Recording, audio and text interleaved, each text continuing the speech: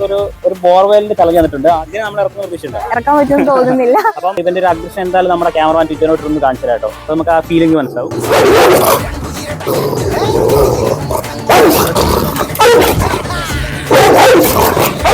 ഞാൻ പഠിക്കാൻ വേണ്ടി വിളിച്ചാണ്. ചെറിയൊരു പണിക്ക് വേണ്ടി വിളിച്ചാ.